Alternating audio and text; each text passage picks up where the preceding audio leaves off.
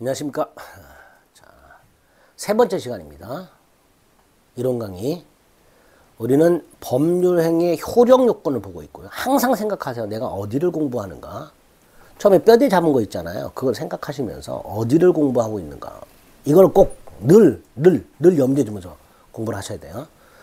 민법 총칙 법률행위의 요건 중에서 법률행위의 효력 요건, 그 중에 목적이 갖춰질 요건이 4개가 있었고요.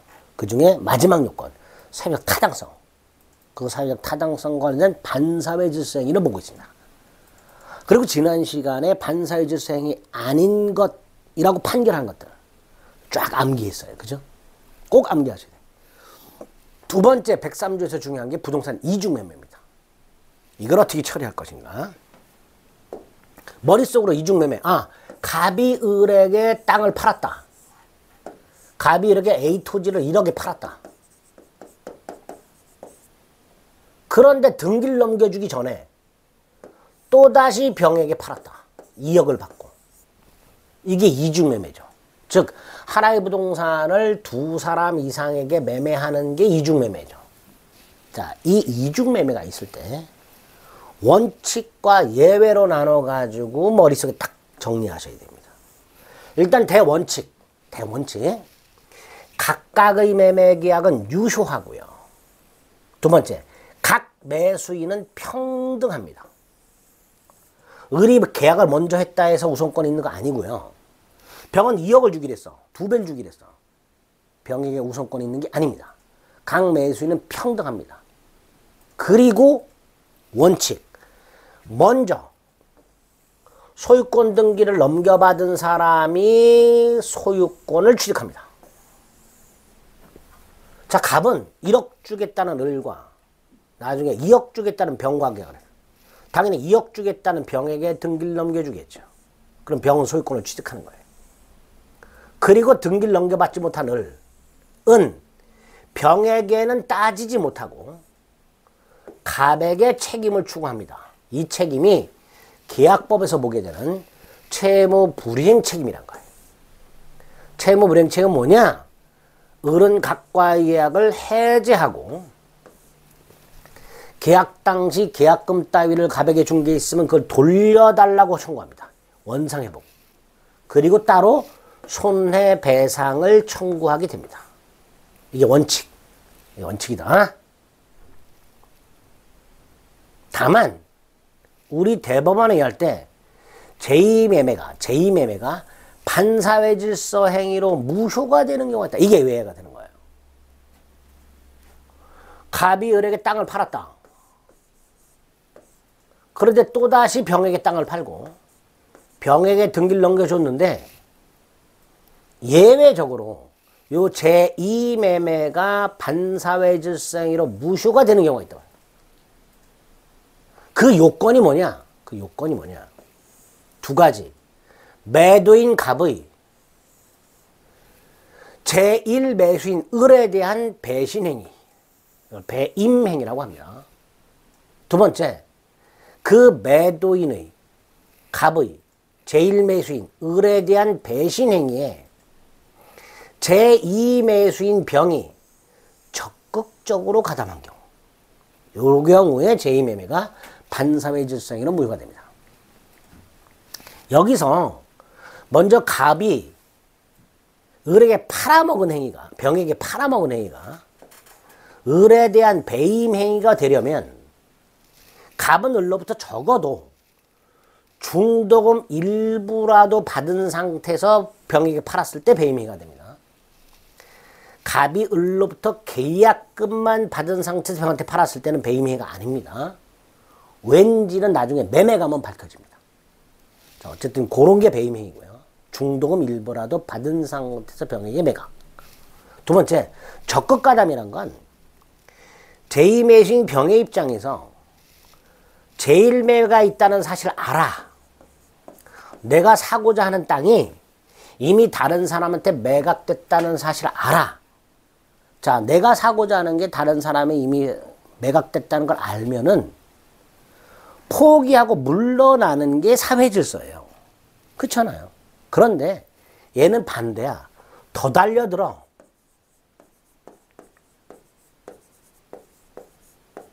그래서 갑과 계약을 해. 요게 적극가담이에요. 그래서 매매가 반사회 질서 행위가 되기 위한 요건 중에서 요 핵심이 적극가담이 도대체 뭐냐. 적극가담하는 행위는 제2매수인 입장에서, 제 병의 입장에서 을에게 팔렸다는 사정을 알고 있는 것만으로는 부족하고 그걸 알면서도 포기하지 않고 더 팔으라고 요청하여 계약을 체결한 경우, 이게 적극가담이다. 예를 들어서 병이 갑한테 땅 파세요 그랬더니 갑이 팔렸어요 그래요. 자, 병은 이미 팔렸다는 걸 알죠. 아, 그래요? 포기하고, 한 발 늦었네, 포기하고 돌아가려고 해. 근데 갑이 2배를 주면 당신한테 팔겠습니다 라고 갑이 꼬드겨. 그래서 병은 이미 팔렸다는 걸 알면서도 매매를 했어. 이건 적극가담이 아니죠. 왜? 병이 팔으라고 한 적이 없잖아. 병은 포기하려고 뭐 물러나려고 그랬어. 근데 갑이 꼬셨어. 2배 주면 너한테 팔겠다. 그 병은 팔렸다는 걸 알면서 사긴 했지만 병이 적극적으로 매도를 요청한 적은 없죠. 그러니까 이거는 적극가담이 아니게 되는 거예요. 그래서 이렇게 제2매매가 반사회 질서행위로 되려면 매도인의 배임행위와 제2매수인의 적극가담 행위가 필요합니다. 자, 이때 무효가 되었을 때 그 효과 아주 중요합니다. 제1매매, 제2매매, 제2매수인에게 등기. 근데 제2매매가 반사회 질서행위로 예외적으로 무효. 그럼 병등기도 무효입니다. 여기서 아주 중요한 게 2개가 나와요. 하나는 을이 소유권을 취득하려면 갑으로부터 등기를 넘겨받아야 되는데 지금 등기는 병의 이름으로 되어 있단 말이에요. 등기부에. 그러니까 이 병의 이름으로 되어 있는 걸 먼저 삭제, 말소를 해야 돼. 말소. 병이 만약에 스스로 말소를 해주면 좋은데 만약에 말소를 하지 않으면 누군가가 병어에게 말소하라 이렇게 청구해야 되겠지.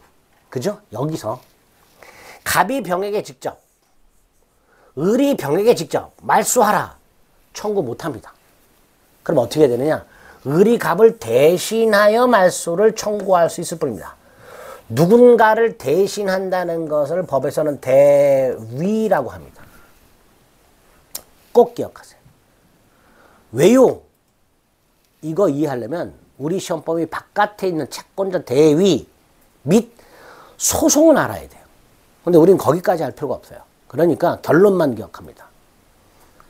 갑이 또는 을이 직접 병에게 말소를 청구하거나 이전 등기를 청구할 수는 없고 이 갑을 대위하여 말소를 청구할 수 있을 뿐이다. 꼭 기억하세요.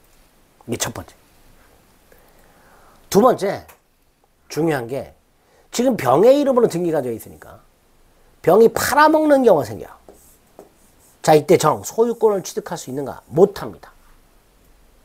설령 이 정이 병등기가 무효라는 사실을 모르고 있었다 하더라도 모르는 걸 선이라고 합니다. 알고 있는 걸 악의라고 합니다.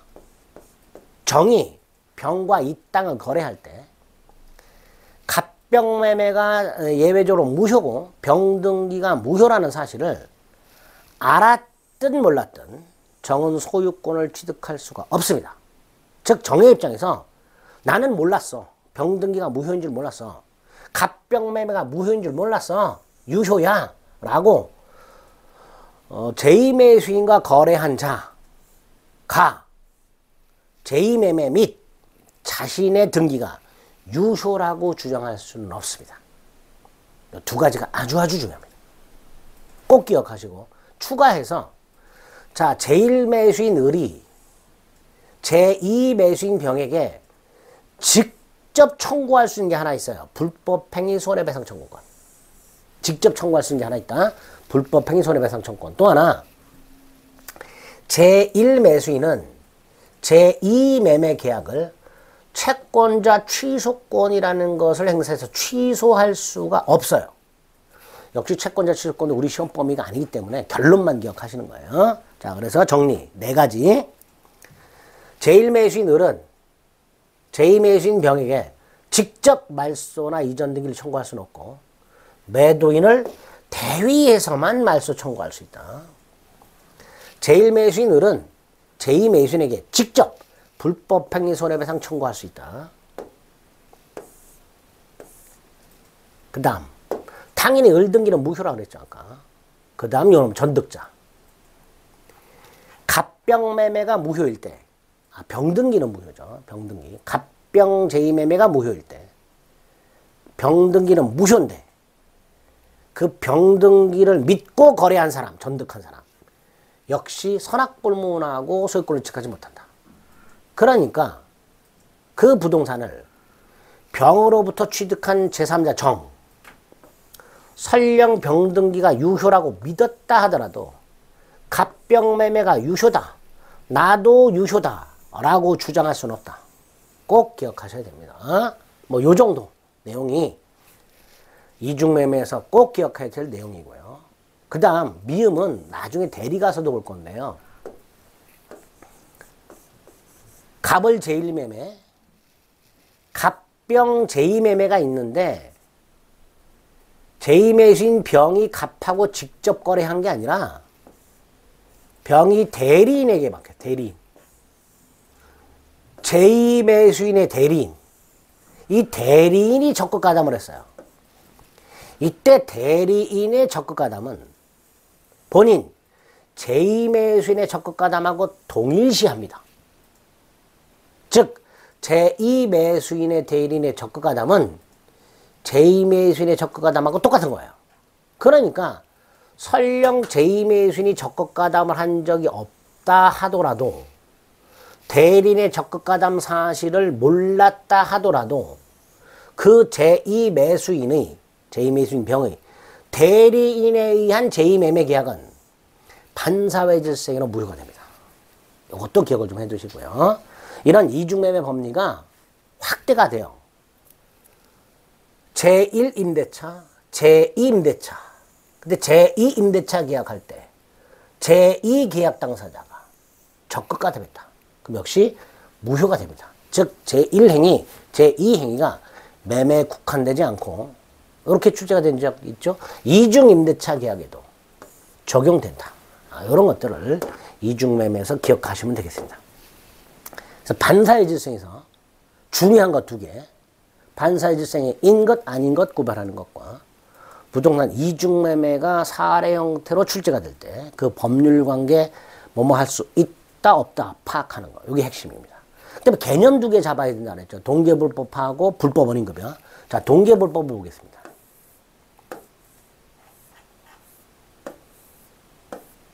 동계불법. 자, 먼저 동계불법에서 동기가 뭔지 알아야 돼요. 동기. 동기는 법률 행위를 하는 이유를 말합니다. 예를 들어서 갑과 을 사이에 갑소유 농가주택 임대차를 했어요. 농가주택 임대차. 자, 이때 을이 갑소유 농가주택을 빌리는, 전세 또는 월세로 빌리는 이유가 있을 거예요. 이유. 거주 목적으로 빌릴 수도 있고, 창고로 쓰려고 빌릴 수도 있고, 별장으로 쓰려고 빌릴 수도 있고, 등등등 그 이유가 있을 거예요. 요 이유가 동기야. 그런데 여러분들 매매나 임대차 계약을 할 때 이유를 물어보거나 이유를 말하거나 해보신 적 없죠? 편의점에서 여러분들이 아이스 아메리카노를 사. 이때 편의점 주인이 아이고 날도 추운데 왜 이걸 사세요? 사는 이유 안 물어보죠. 만에 하나 물어봤다 하더라도 대답해 줄 이유가 없어요. 즉 민법에서는 법률 행위라는 이유, 동기 이거는 고려 대상이 아니에요. 그게 대원칙이에요. 두 번째, 그 동기가 불법해. 을이 갑소유 농가주택을 빌리는 이유가 도박장으로 사용하려고 빌려. 이게 동계불법이에요. 근데 좀 전에 말씀드렸듯이 을이 도박장으로 사용하려고 빌리든 거주 목적으로 빌리든 창고로 쓰려고 빌리든 별장으로 쓰려고 빌리든 그 빌리는 이유 값은 물어볼 필요도 없고 관심 가질 필요도 없고 설령 갑이 물어봤다 하더라도 그런 대답해 줄 이유도 없고 그렇습니다. 즉, 좀 전에 말씀드린 대로 동기는 계약에서 고려 대상이 아닌 거예요. 그러니까 설령 동기가 불법하다 하더라도 고려 대상이 아니니까 이 계약 자체는 유효한 거예요. 다만 우리 대법원에 의하면 예외가 있더라. 을이 이 도박장으로 사용하기 위해서 농가주택을 빌린다는 사실, 즉 그 동기를 갑에게 표시를 했거나 또는 갑이 알게 되었다. 요 경우, 갑에게 표시를 했거나 갑이 알게 됐다. 소문을 듣거나 해가지고 요럴 때는 반사회질세가 된다. 그래서 결론이 이렇게 말하죠. 불법한 동기, 반사회질서적인 동기가 을이 도박장을 사용하기 위해서 농가주택을 빌린다는 것이 상대방 갑에게 표시가 되었거나 알려진 경우, 요때는 반사회질세로 무효가 된다. 이걸 동기의 불법이라 한다. 기억하시고요. 또 하나가 이제 불법 원인급여라는 개념이죠. 아이고.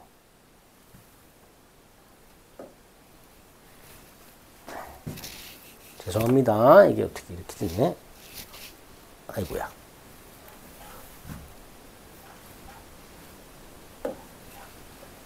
죄송합니다.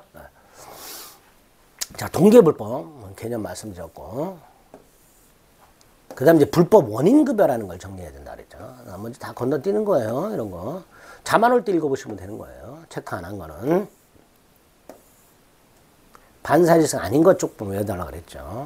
이중매매 정리하셔야 되고요. 동기불법 봤고요. 마지막 이제 불법 원인급여라는 걸 보게 됐습니다. 자, 불법 원인급여는 법률행위가 무효예요. 무효. 갑과 을이 매매계약을 했는데 A 토지를 1억에 매매하기로 했는데 만약에 이 매매계약이 무효라면 무슨 뜻이에요? 권리와 의무는 발생하지 않는다라는 뜻이에요. 예를 들어서 대금 지급 의무가 없어요. 그러니까 당연히 대금을 지급하기 전이라면 지급할 필요가 없겠지. 즉 이행 전이라면 이행할 필요가 없겠지. 그죠? 반면에 이행을 했어. 우리 갑에게 돈 줬어. 돌려받아야죠. 이걸 부당이득 반환 이렇게 부릅니다. 이게 대원칙이에요. 법률행위가 무효이거나 법률행위가 취소가 됐다. 근데 아직 이행을 하기 전이다. 그럼 이행할 필요가 없어. 근데 만약에 이행을 했다? 그럼 돌려받자. 이걸 부당이득 반환이라고 합니다. 그런데 반사회질서 행위로 무효일 때는 무슨 무효? 반사회질서 행위로 무효일 때는 부당이득 반환을 청구할 수 없도록 해놨습니다. 그거를 불법 원인급여라고 합니다. 여기서 불법 원인이 반사회질서 행위예요. 급여란 건 뭘 줬다라는 뜻입니다. 반사회질서 행위로 뭔가를 줬다. 돌려받을 수 없다. 부당이득 반환 청구할 수 없다. 뇌물 줬다. 반환 청구할 수 없다. 도박자금 빌려줬다. 반환 청구할 수 없다. 이런 걸 뭐라 한다? 불법 원인급여. 개념 꼭 기억을 해두시기 바랍니다. 그래서 반사회질서에서 요 정도 보시는 거예요. 요 무행의 추인이나 전환이 인정되지 않는다. 이건 나중에 무효 취소가 다시 볼 겁니다. 그래서 반사회질서 행위 요 정도, 4가지 정도 기억하시면 된다 그랬습니다. 그 다음에 중요한 게 또 불공정한 행위라고 그랬죠. 폭리행위 일종이라고 그랬죠. 폭리행위. 폭리를 취하는 것. 우리 코로나 터졌을 때 500원짜리 마스크가 하룻밤 사이에 10,000원으로 바뀌어. 파는 사람이 9,500원에 폭리를 취했어. 그죠? 그런 게 폭리행위가 되는 거예요. 소금 사재기 해놨다가 일본 원전 오염수 방류 때문에 키로당 10,000원짜리 소금이 하룻밤 자고 났더니 10만원으로 바뀌었어. 그럼 소금을 사재기 해놨다가 파는 사람들은 9만원에 폭리를 취했어. 이런 폭리 행위가 바로 불공정한 행위가 됩니다. 두 번째, 이 불공정한 행위는 반사회 질서 행위 일종이에요. 뭐의 일종이라고요? 반사회 질서 행위 일종입니다. 따라서 폭리 행위, 즉 불공정한 행위에 해당이 되면 동시에 반사회 질서 행위에도 해당이 됩니다. 기억하셔야 됩니다. 자, 조문 봅니다. 당사자. 폭리를 당한 피해자를 말합니다. 피해자가 궁박했거나 경솔했거나 무경험했다.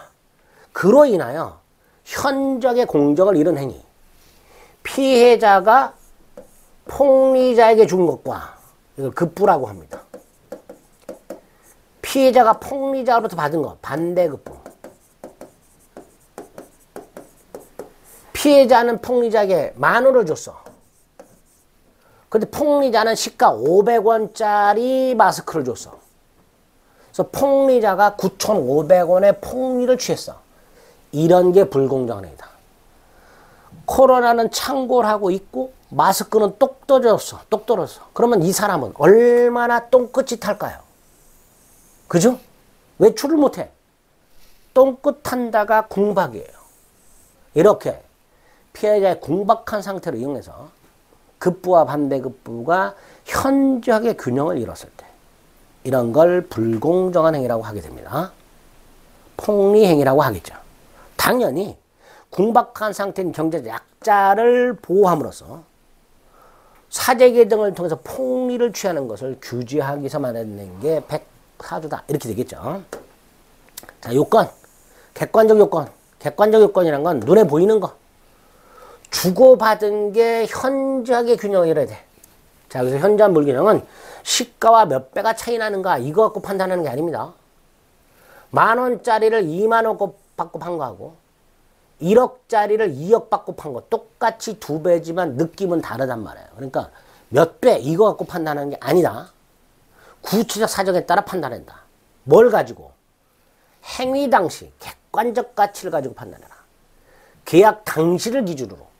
언제를 기준으로? 계약 당시를 기준으로. 왜? 계약 이후에 가격의 폭등 또는 폭락이 있을 수 있기 때문에 계약 당시를 기준으로 판단하되 뭘 가지고 판단한다? 객관적 값어치. 반대가 주관적 값어치인데요. 주관적 값어치는 당사자가 생각하고 있는 가격을 말하는 거예요. 나는 적어도 이 정도는 받아야 돼. 이게 주관적 값어치야. 근데 그거 가지고 판단하는 게 아니라 공정한 시장 가격 가지고 판단하는 이런 뜻입니다. 그래서 행위 당시 객관적 가치를 가지고 판단한다. 다음 피해자는 궁박, 경솔 또는 무경험해야 되죠. 또는이니까 셋 중에 하나만 구비하면 되죠. 즉 모두 구비할 필요는 없다. 이게 첫 번째. 궁박이란 급박한 곤궁의 줄임말인데 심하게 쫓기는 것을 말하고 우리가 흔히 말하는 똥끝이 타는 경우를 말하는데 돈에 쫓기는 경제적 궁박뿐만 아니라 정신적으로 쫓기는 정신적 심리적 궁박을 포함합니다. 경솔은 사기를 겪지 못하는 걸 말하는 거고요. 그 다음에 무경험은요. 경험이 없는 건데 두 가지가 있어요. 하나가 일반 경험 부족이 있어요. 일반 생활 체험 부족이 있고요. 특정 영역의 경험 부족이 있는데 여기서 말하는 무경험은 일반 생활 경험 부족을 의미합니다. 자, 일반 생활 경험 부족이란 보통 사람들 10명 중에 9명은 경험을 해본 거. 이게 일반 경험이에요. 그게 부족한 걸 말. 특정력은 100에 1명만 경험을 해봤고 99명은 경험을 못한 게 특정 영역의 경험 부족이에요. 그럼 여기서 말하는 무경험은 일반 경험 부족을 의미하는 거냐? 특정 영역의 경험 부족을 의미하는 거냐? 일반 거래 경험 부족을 의미한다. 이것도 꼭 기억을 해두셔야 됩니다. 세 번째, 피해자가 직접 거래한 것이 아니라 대리인을 통해서 거래한 경우에 궁박경솔 무경험을 피해자 본인을 기준으로 판단할 것이냐 대리인을 기준으로 판단할 것이냐 이건 나중에 대리 가서 볼 텐데요. 원칙이 대리인 기준이에요. 그런데 우리 대법원이 궁박만 본인 기준이라 궁박 여부만 본인 기준으로 판단하고 경솔했는지 무경험했는지는 대리인 기준으로 판단해라. 궁본 경부대 이렇게 암기하셔야 됩니다. 두 번째 요건 피해자. 세 번째가 폭리자가 폭리를 취한 놈이 피해자가 궁박했다, 경솔했다, 무경험했다 라는 것을 알면서 보통 일반적이라면 우리나라 사람 정 많은 사람들은요 상대방이 궁박하거나 경솔하거나 무경험하다는 걸 알면 도와주려고 하는 게 인지상정이고 사회질서예요. 근데 이놈은 다 달라. 그걸 이용해서 폭리를 취할 생각을 해.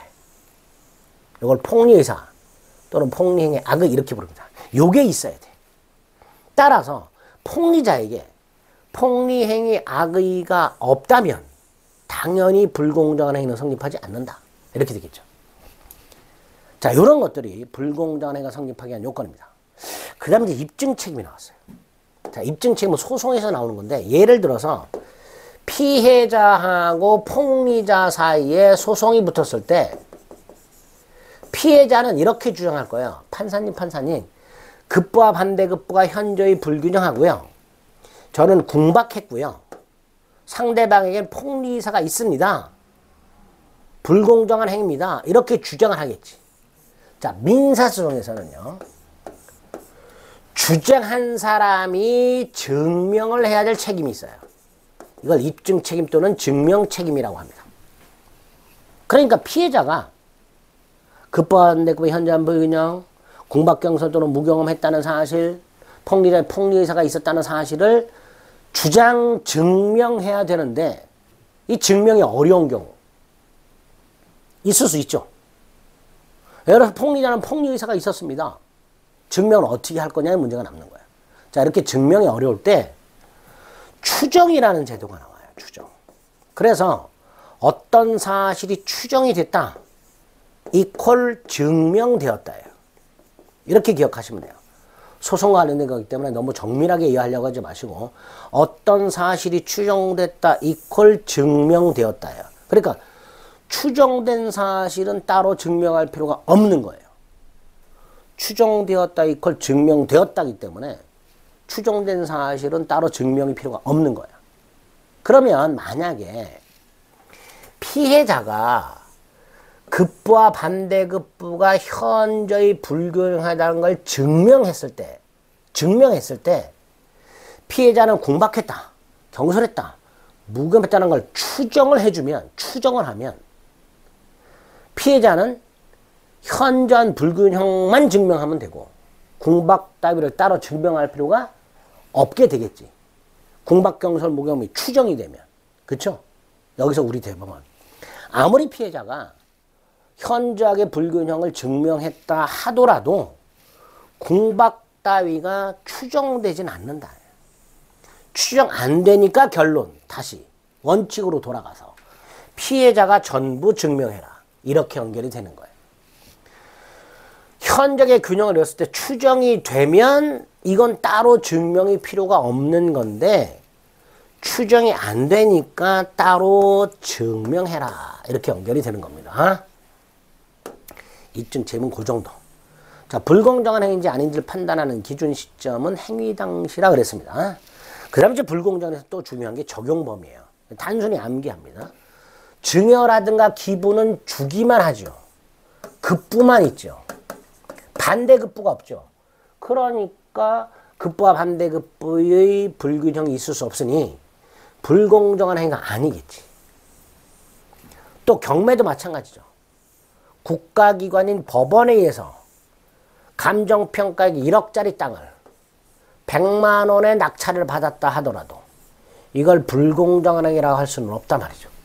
두 가지, 증여기부, 경매, 불공정한 행위는 성립하지 않는다. 반면에 피해자와 가해자가 합의를 보면서 일체 민형사 책임을 묻지 않기로 했다. 일체 민형사 책임을 묻지 않기로 했다. 이걸 부재소 합의라고 합니다. 이게 불공정해. 받을 수 있는 손해배상금의 8분의 1만 받고 합의를 보면서 일체 민형사 책임을 묻지 않기로 했다. 이것도 불공정한 행위가 될 수 있다. 부재소 합의. 또 종중이 그 재산을 분배하는 총회 결의를 했는데 이 결의 내용이 불공정해. 제일 연장자가 50%를 갖고 제일 나이 어린 사람은 0.1%만 가져. 이런 식으로 종중재산 분배에 관해서 종중총회 결의가 있었는데 그 결의 내용이 현저하게 불공정해.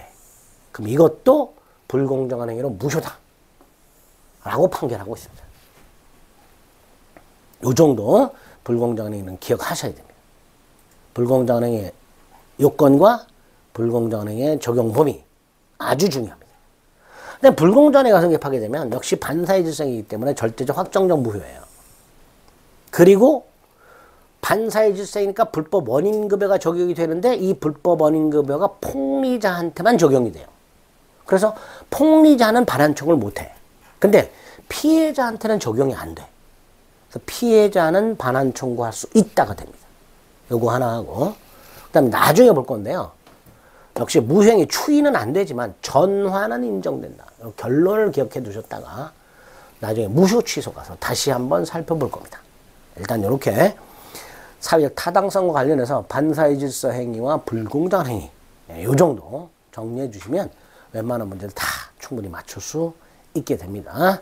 자, 법률의 목적 갖춰질 요건 4가지 살펴보셨고요. 그 중에서 제일 중요한 반사의 질서 행위와 불공정한 행위 아주 중요하니까 제가 정리해 드린 내용대로 반복해서 봐주시기를 다시 한번 부탁드리겠습니다. 네, 수고하셨습니다.